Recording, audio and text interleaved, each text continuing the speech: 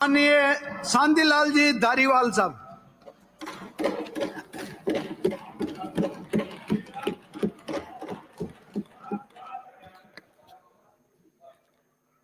सभापति महोदय, मैं मांग संख्या 3940 पर आज अपने विचार रख रहा हूं। मैं पहली बात तो ये कहना चाहता हूं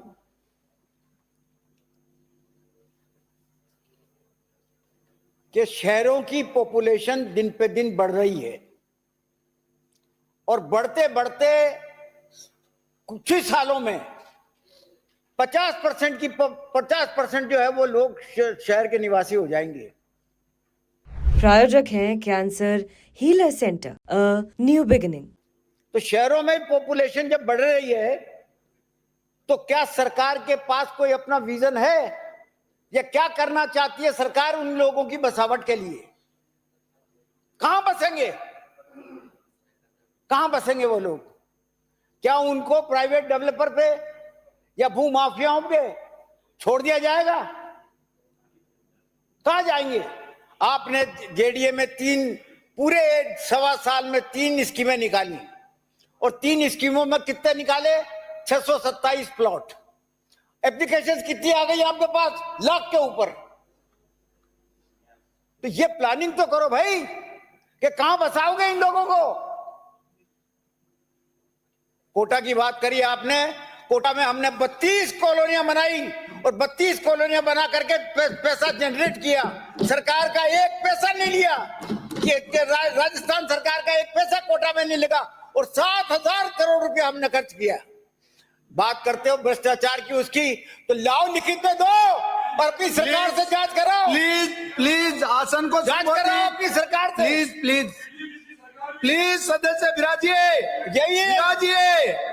प्लीज सदस्य विराजिए। या तो मुझे नोटिस दो।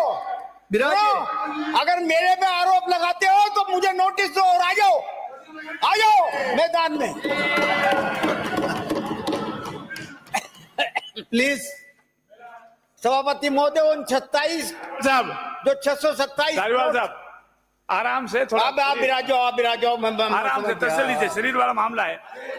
मैंने दे दिया जवाब, एक लाइन का जवाब के नोटिस दो और आ जाओ मैदान में। बहुत अच्छे। और जो चार्जेस लगाए उसकी जांच कराओ, क्योंकि तुम्हारे टाइम पे कम चार्जेस लगे क्या? तुम्हारे टाइम पे मैं तो कहता हूँ संबोधित करो, फिर उलझ जाओगे। वसुंधरा जी की अकल को दाद देता हूँ कि इनको यूडीएच मंत्री बना दिया। ये माजने इनके।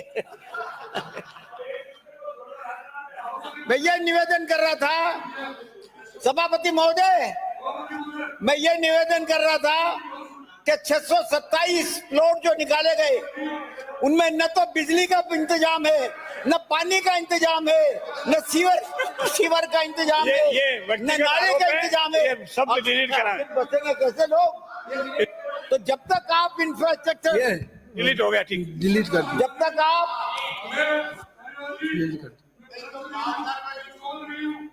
संसदीय है क्या? महाजनाय संसदीय है। बैठ जाए यार, बैठ जाए।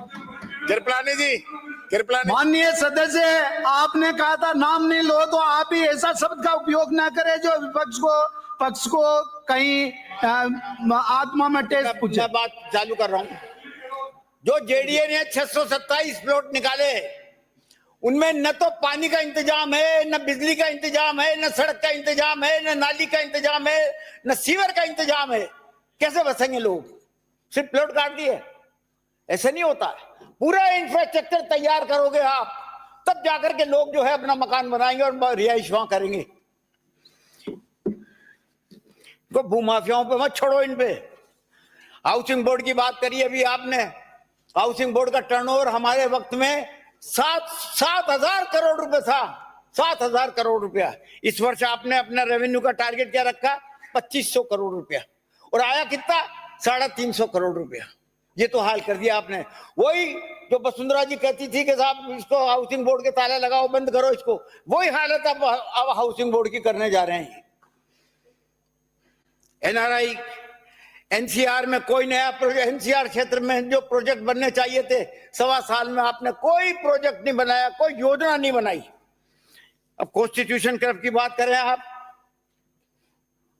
तो कॉन्स्टिट्यूशन क्लब का हो चुका भाई, शिलान्यास भी हो चुका, उद्घाटन भी हो चुका।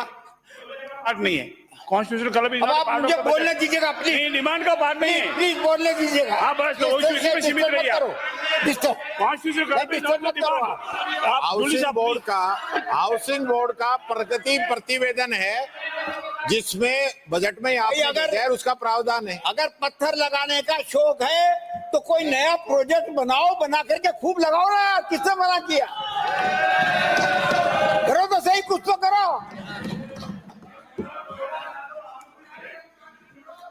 कल सुबह अब आप जेडीए का प्लीज कोई भी वक्ता बोलता है तो टोका टोकी ना करे, और जो वक्ता बोलता है वो आसन को संबोधित करे। जब अपना नंबर आए तब उनका जवाब दे दे। अब जेडीए का हाल देख लीजिए आप। 2023-2024 तक जेडीए की आमदनी कम से कम लगभग 3,000 करोड़ रुपए की थी। आज क्या हाल हो गया? 1375 करोड़ रुपया आया साल भर में सिर्फ सेल। तो वही हाल हो रहा है जो आवासन मंडल का करने जा रहे हो आप। ये जेडीए भी उसी रास्ते पे जाएगा, देखना आप।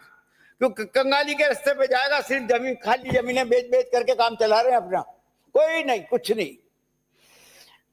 जब ट्रैफिक जाम की समस्या की बात करते हैं, निजात की, हमने बनाया कोटा को सिंगल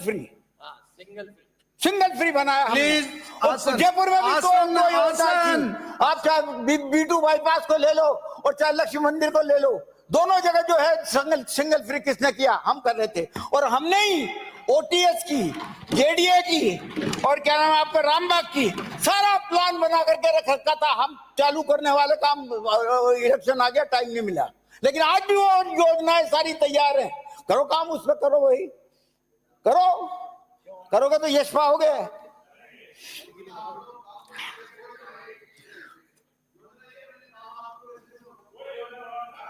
प्लीज मेरा एक सवाल था सभापति महोदय कल, जिसमें मुझे जवाब मिला कि 32 स्टेट हाईवे में से 20 हाईवे पर हमने खर्चा किया 0। 32 में से 20 पे तो किया 0, और 12 पे सिर्फ 32 करोड़ रुपए खर्च किए, सिर्फ 32 करोड़ रुपए। 24 बाईपास सड़कों की घोषणा की थी आपने, उसमें एक पर भी काम शुरू नहीं हुआ और एक पैसा खर्च नहीं हुआ। 20 रेलवे ओवरब्रिज और अंडरब्रिज बनाने की घोषणा की थी, जिसमें 18 पे काम ही शुरू नहीं हुआ। 13 फ्लाईओवर और एलिवेटेड रोड 11 पे खर्च किया। कितना? सिर्फ 3। 2 पे तो खर्च नहीं हुआ, बाकी 3 करोड़ रुपया खर्च किया 11 ये आपके फ्लाईओवर पर और एलिवेटेड रोड पे। 16 हाई लेवल ब्रिज में से एक पे भी काम चालू नहीं हुआ। ये हाल है। जो घोषणाएं आपने की ना, उसका बही खाता निकाल के बता दिया मैंने आपको। मंत्री जी ने 26 जुलाई 2024 को डिमांड की रिप्लाई के देते हुए आपने कहा था कि 500 ई बसें चलेंगी और सड़कों पे आपको जुलाई तक देखने को मिल जाएंगी। मुख्यमंत्री जी ने और एक कदम बढ़ करके उसको 1000 कर दिया। राजस्थान की एक सड़क पर एक ही बस आज तक नहीं चली, आज तक नहीं चली।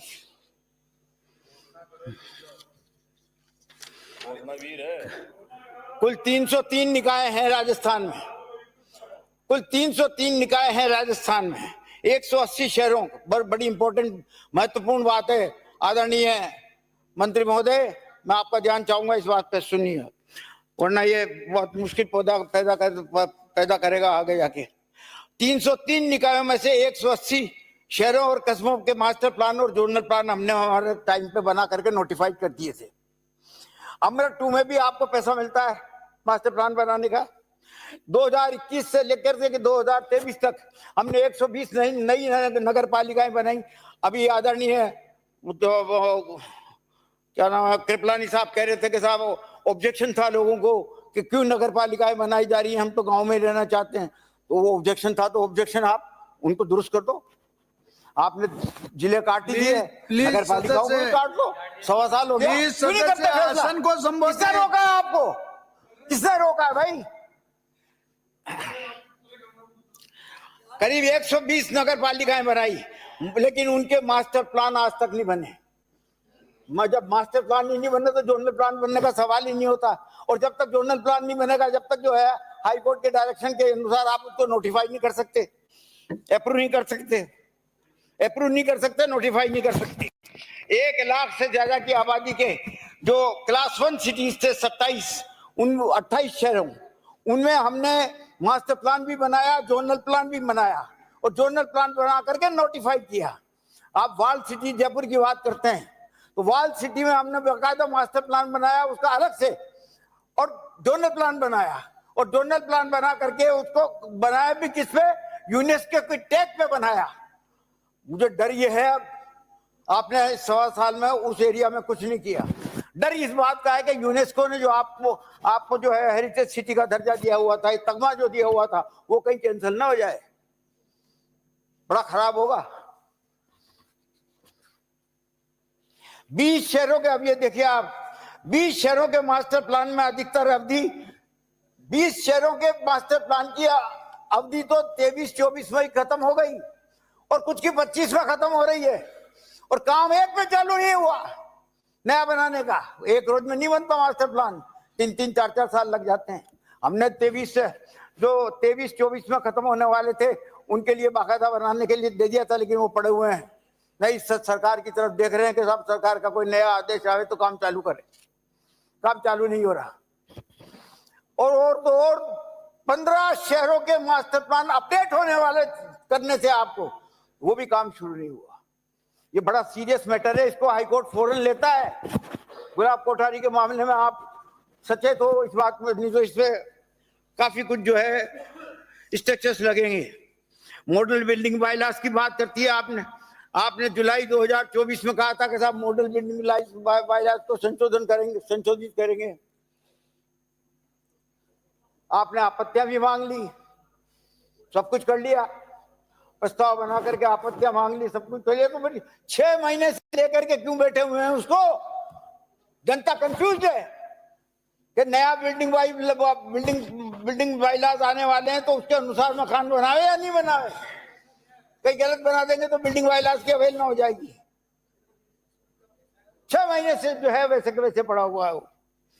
टीडीआर की पॉलिसी हमने बनाई, काफी कुछ फायदा हुआ उससे। ईडब्ल्यूएस हाउसेज और एलआईजी हाउसेज में जो है वो काफी कार्रवाई हुई, नए मकान बने, लेकिन आप टीडीआर की पॉलिसी को जो है आपने बंद कर दिया। ये TDR policy which is the best for executing EWS houses policy and the best to acquire amenities and facilities without paying any compensation. कोई नुकसान ही नहीं है इसे, कोई पैसा एक नहीं देना पड़ेगा, लेकिन उसके बाद जो है ईडब्ल्यूएस हाउसेज बन जाएंगे और एलआईजी इसको चालू करवाइए। ये सरकार के हित की बात है। इंदिरा गांधी शहरी योजना के बाबत हमने 550 करोड़ रुपए का बजट रखा था, उसको काट पीट करके आपने 300 करोड़ की बात करी और कर दिया 200 करोड़ बाद में। और 200 करोड़ में भी क्या हुआ कि आपने कहा कि साहब हम 1,83,000 लोगों को रोजगार, ये 3 लाख लोगों को रोजगार देंगे, और दिया 1,83,000। और 200 करोड़ में से भी क्या किया? 300 करोड़ रखा, काट के 200 करोड़ कर दिया। और 200 करोड़ में भी क्या किया आपने? 113 करोड़ रुपया खर्च किया सिर्फ ये शहरी, इंदिरा गांधी शहरी रोजगार योजना का नाम तो इसका बदल दिया, उसमें कोई एतराज नहीं, हमें खूब बदल दो नाम बदलने में तो कोई मास्टरी है आपकी। इंदिरा रसोई के बाबत जो बात हुई कि अन्नपूर्णा रसोई हमने चालू की जाएगी, वो बस आती थी और लाइन लग जाती थी, बारिश आ रही है, धूप तेज हो रही है, तो भी लोग खड़े खड़े बेचारे खाना खाते थे। हमने उनका सम्मान पूर्वक बड़ी प्राइम जगह पे हर इंदिरा रसोई को जगह दी और बनाया बाकायदा, जैसे एक रेस्टोरेंट होता है, उस रेस्टोरेंट के माफिक टेबल कुर्सियां लगा के एसी और क्या नाम है कूलर लगा करके उनको खाना खिलाया जाता था। ये हमने शुरू किया, हमने शुरू किया। तो आप ऐसा करो, इसको बंद कर दो, वो पुराना सिस्टम चालू कर दो ना, वही लाइन लग करके खाना खाने का खुले में। मरम्मत के लिए, उसकी रसोई की मरम्मत के लिए हम 3 लाख रुपए देते थे। आप पता नहीं कितना देते हो, आपके प्रतिवेदन में तो लिखा हुआ है नहीं, कुछ देते हो नहीं देते हो मुझे पता नहीं, पर हम 3 लाख रुपया हर रसोई वाले को देते थे, जिससे रंग रोगन वगैरह वगैरह, रख रखाव वगैरह सब कुछ करे हो। स्ट्रीट वेंडर को रोजगार देने की बात थी, तो 480 करोड़ रुपए का ब्याज हमारे वक्त, 480 करोड़ का ब्याज मुक्त लोन हमने वितरित किया। आपने कितना किया? 306 करोड़ रुपए का। और उसमें भी आपने ये नहीं बताया कि कितने आदमियों को लाभ दिया गया है, कितने आदमियों को जो है लोन दिया गया 306 करोड़ रुपया। आपका प्रतिवेदन कुछ नहीं कहता, वार्षिक प्रतिवेदन आप उल्लेख ही नहीं किया आपने, बात को छुपा ली। अमृत के अंतर्गत सीवरेज, जल प्रदाय योजना, ड्रेनेज, ग्रीन स्पेस के काम होते हैं। कितने किलोमीटर की सीवर लाइन आपने डाल दी इन 1.25 सालों में? कितने सीवरेज कनेक्शन कर दिए? कितने एसटीपी आपने बना दिए? आपने ये कहा था, घोषणा जो आपकी थी कि 2184 किलोमीटर सीवर लाइन डाल देंगे और 25.1 MLD के 5 STP बनाने की घोषणा कर दी थी। आपका प्रतिवेदन कुछ नहीं कहता इस बारे में, वो भी बात छुपा लिया आपने। सॉलिड वेस्ट मैनेजमेंट की बात कर रहे हैं अभी। आपने कहा था कि स्वच्छ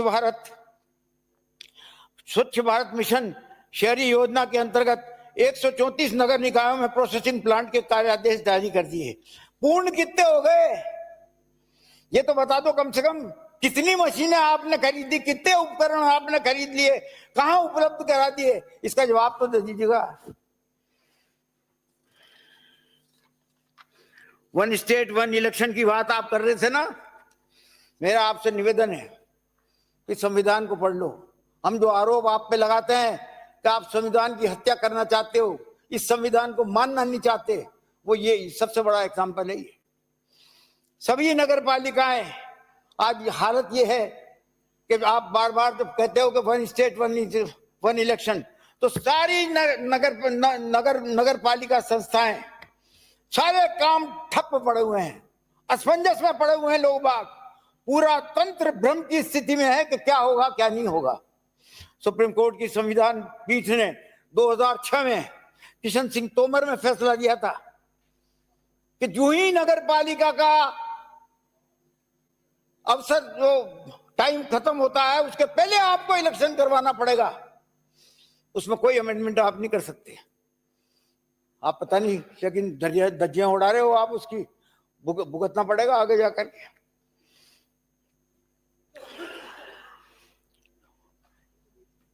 मैं फिर आपकी बात पे आता हूं।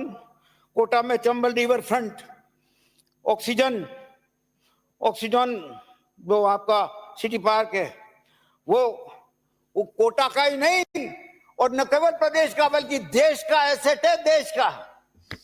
अगर कोई गड़बड़ी है तो सिर्फ कहने से काम नहीं चलता कि भ्रष्टाचार कर दिया। लिखो और लिख करके शिकायत करो और जांच कराओ।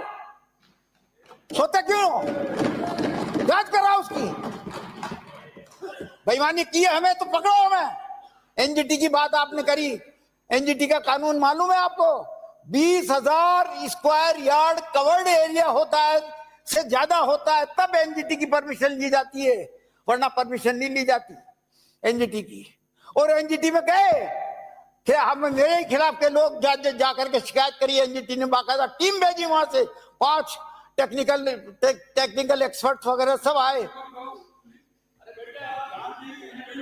मेरा जवाब सुन लो, उसके बाद बोल लेना। प्लीज सदस्य प्लीज अनुशासन बनाए रखे। और उसमें राजस्थान सरकार के अफसर भी शामिल रहे। प्लीज सदस्य आसन को संबोधित कीजिए। 3 रोज तक सारी अवलोकन करके उसकी रिपोर्ट दी और रिपोर्ट में कहा कि इतनी बेहतरीन चीज बनाई है और बिल्कुल नियमों से बनाई गई है। ये एनजीटी की रिपोर्ट है। आपने कहा मुख्यमंत्री जी नहीं आए, दूसरे रोज आ गए, उस रोज बीमार पड़ गए, दूसरे रोज आ गए वहां पे। तो क्या मैं आपको बुलाता क्या?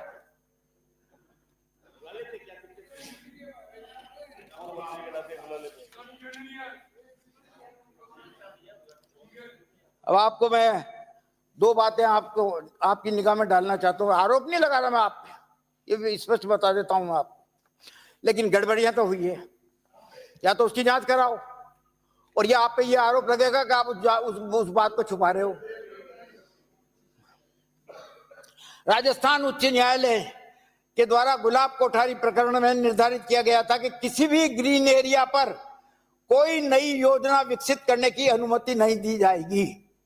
किसी भी मास्टर प्लान में नर्सरी ऑर्चर्ड भी ग्रीन एरिया का ही भाग होता है, जिन पर कोई भी अन्य योजना विकसित नहीं की जा सकती, ना ही 5% से अधिक का निर्माण किया जा सकता है।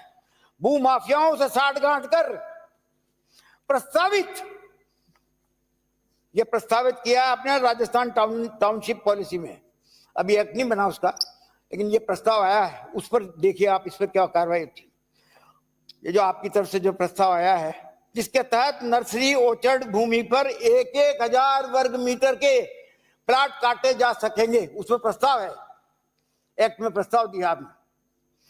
और इस नर्सरी ऑर्चर्ड भूमि पर 60-40 के रेशो में कॉलोनी बनेगी।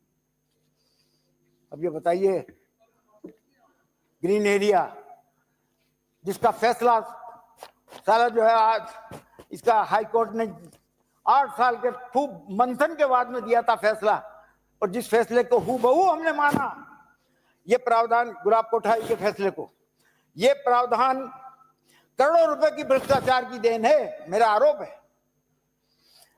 जयपुर के अजमेर रोड पर अजमेरा गार्डन, सेंडवाडा गार्डन खरीदने का एग्रीमेंट कर मौके पर लाल मोहर्रम की सड़कें बिछा दी गई हैं, और 1,000 वर्ग मीटर के भूखंड बेचे जा रहे हैं 80,000 रुपए प्रति वर्ग गज में।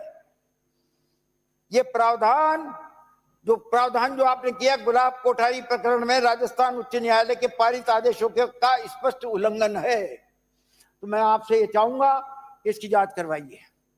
जांच अगर नहीं होगी तो निश्चित तौर पर आप पर आरोप लगेंगे। सहकारी समितियों के लिए आज एक कैलाश वर्मा जी का भी एक सवाल था, मैं भी उसको देख रहा था। आप कह रहे थे कि साहब सहकारी समितियों के लिए जो है कोऑपरेटिव एक्ट में प्रोविजन है, और कोऑपरेटिव एक्ट में जो है उसमें काम होगा, ये होगा, वो होगा, ये डाला जाएगा। बिल्कुल गलत है, बिल्कुल गलत है। 17/6/99 को सरकार ने यह फैसला किया था, जब 90B इंट्रोड्यूस की थी, जब यह फैसला किया था कि 17/6/99 के बाद कोई गृह निर्माण सहकारी समिति जयपुर में काम नहीं करेगी।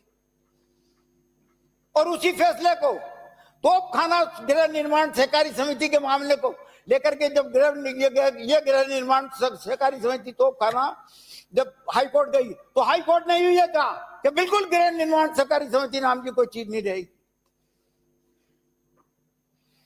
इसको दिखवा लीजिएगा, इस फैसले को दिखवा लीजिएगा। और हमने 17/6/99 के बाद आज तक जेडीए ने किसी भी गृह निर्माण सहकारी समिति को एक पट्टा नहीं दिया, एक रेगुलाइज नहीं किया। सवाल ये आता है कि इन्होंने, वर्मा जी ने पूछा था, और इसी के साथ साथ हमने कहा 17/6/99 को कि राजस्थान लैंड रेवेन्यू एक्ट में, टीएनसी एक्ट में, जेडीए एक्ट में, यूआईटी एक्ट में और म्युनिसिपल एक्ट में सब में अमेंडमेंट किए थे। सब में अमेंडमेंट करके ये प्रोविजन डाला था कि गृह निर्माण सहकारी समिति के नाम की कोई चीज नहीं रहेगी, जो आज भी मौजूद है। सवाल ये आता है कि उन्होंने कहा कि साहब इस तरीके से अवैध निर्माण हो रहे हैं, और इन अवैध निर्माण को तोड़ तो दिया जाता है। जहां जहां शिकायत आती है और जहां जहां एनफोर्समेंट ऑफिसर समझता है कि जाऊं या नहीं जाऊं, वहां तोड़ दिया जाता है, लेकिन उसके खिलाफ कोई कार्रवाई नहीं होती। ये बात सही है। जो डेवलपर है, जो बनाता है, उसके खिलाफ सिर्फ इतनी सी कार्रवाई होती है कि उस लैंड को जिस लैंड पे वो बना रहा है, चाहे वो उसके खाते की हो, उस खाते की लैंड को यह आदेश दे दिया जाता है कि ये सिवाय चेक पे दर्ज कर दी जाए। उसकी टीनेंसी खत्म कर देते थे, टीनेंसी खत्म करके उसको ये देते, ये बहुत बड़ी सजा थी उसके लिए। लेकिन कोई पेनल सेक्शन उसके लिए, उसके खिलाफ नहीं लगा हुआ था कि भाई किसी प्रकार की उसको सजा दी। आप कर दो प्रोविजन, कर दो उसको कि उसको जेल होगी। किसने रोका है?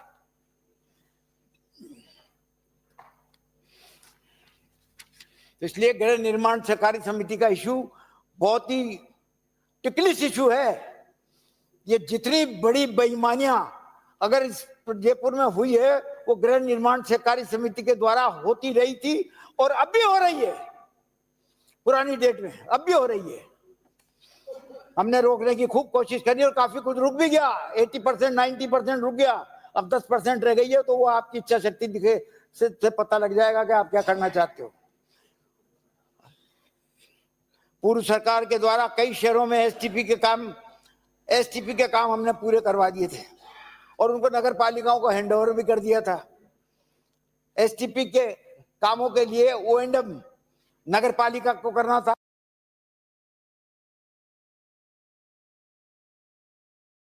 नगर पालिका को आप पैसा ही नहीं दे रहे तो कहां से करेंगे? वो खराब होते जा रहे हैं, सत्यानाश हो जाएगा इनका कुछ कोई 1-2 साल के अंदर अंदर देखना आप।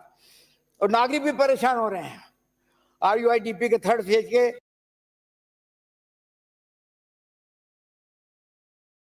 वाटर सप्लाई के, सीवरेज के, ड्रेनेज के, और या फिर जो है अभी से तैयारी करोगे आप तब जाकर के साल 2 साल में जाकर के साल 2 साल में इसकी मंजूरी आएगी, पैसा आएगा और फिर काम चालू कर पाओगे।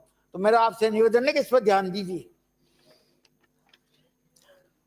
अफोर्डेबल हाउस, पूर्व सरकार के, हमारी सरकार के द्वारा जो अफोर्डेबल हाउस में हाउस तैयार किए गए, 1 वर्ष तैयार है, 1 वर्ष से तैयार पड़े हुए हैं, उनका कब्जा ही नहीं दे रहे। अरे कब्जा तो दो आवंटियों को, वरना ये भी सत्यानाश हो जाएगा। कोई जमाने में जैसे हाउसिंग बोर्ड के मकानों का सत्यानाश हुआ था जिसको हमें 50% पे बेचना पड़ा था। तो ये चीजें हैं जो आप इन पे ध्यान दीजिए। 13 लाख पट्टे तो हमने बांट दिए, अब आप कितने बांट पाओगे? और फिर दूसरी बात एक और है, आप पिछली बार एक बार आपने कहा था कि 13 लाख पट्टे बांटे, जो उसमें कई गड़बड़ियां हुई। कितनी गड़बड़ियां बताओ हुई वो तो बताओ, कोई हिसाब तो दो। जवाब तक यहीं बिराजे रही है। क्या कहा? ये सारे जवाब मेरे जवाब में आएंगे, जवाब सुनने के लिए बिराजे रहिए। हाँ मैं बिल्कुल आप टाइम पे दे दोगे तो आ जाऊंगा, नहीं देर से दोगे तो नहीं आऊंगा। मेरा निवेदन ये है कि अगर 13 लाख पट्टे जो बांटे गए हैं सबकी जांच कराओ, एक एक की जांच कराओ, मत छोड़ो किसी को। अगर मैंने गलती करी है तो मुझे भी फांसो, लेकिन करो तो सही, कोई भाषण करो कि आप जांच कराएंगे, जांच कराएंगे, जांच कराएंगे। कितनी जांचें कर गई आपने 100 साल में आज तक? 150 बार तो आप बोल चुके हो कि जांच कराएंगे, जांच कराएंगे, जांच कराएंगे, लेकिन एक बार भी जांच नहीं दिखी आपकी। कोरोना कैंसल, गलत पट्टा बांटा, किससे मना किया? कौन रोक रहा है आपको? ने 13 लाख आदमियों को पट्टा दिया है, मालिकाना हक दिया है, हक दिया उनको बाकायदा, जिससे वो बैंक में जाकर के अपना पट्टा रख सकते हैं और कुछ न कुछ पैसों से जो है मकान। सरकारी भूमि पर कब्जे का 10-10 हजार वर्ग मीटर का नियमन किया है आपने। 10,000 वर्ग मीटर आप कैंसिल करो ना। 10,000 वर्ग मीटर का मतलब होता है 1 हेक्टर। मैं यही तो कह रहा हूं। एक सामान्य किसान के पास नहीं होती। प्लीज मंत्री महोदय, तो आपने 10,000 रुपए में नियमन करके थमा दिया। जवाब में मैं यही कह रहा हूँ, कोई बात करने से या इधर उधर हाल वो करने से कुछ नहीं होगा। जांच करा के क्यों नहीं देते? माननीय रिकॉर्ड मंगवा रहा हूँ एक नगर पालिका से। प्लीज सदस्य विराजिए।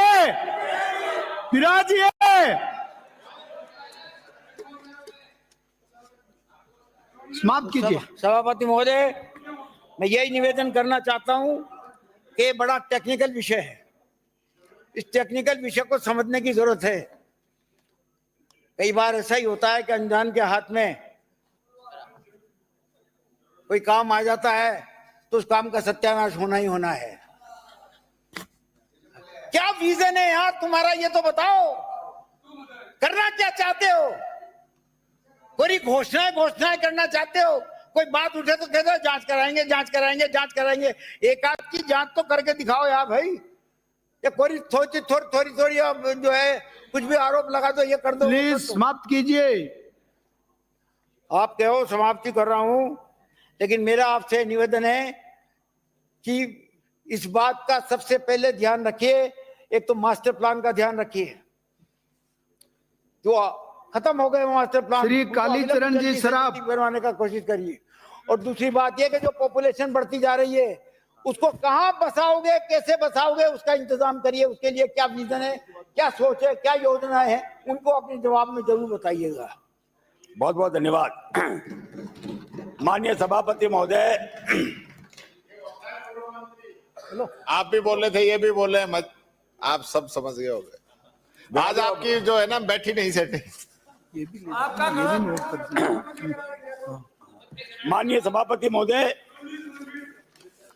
आज मांग संख्या जो रामबाग गोल्फ क्लब के लिए आपने पिछली बार कहा था कि इसका प्रायोजक हैं cancer healer centre, a new beginning.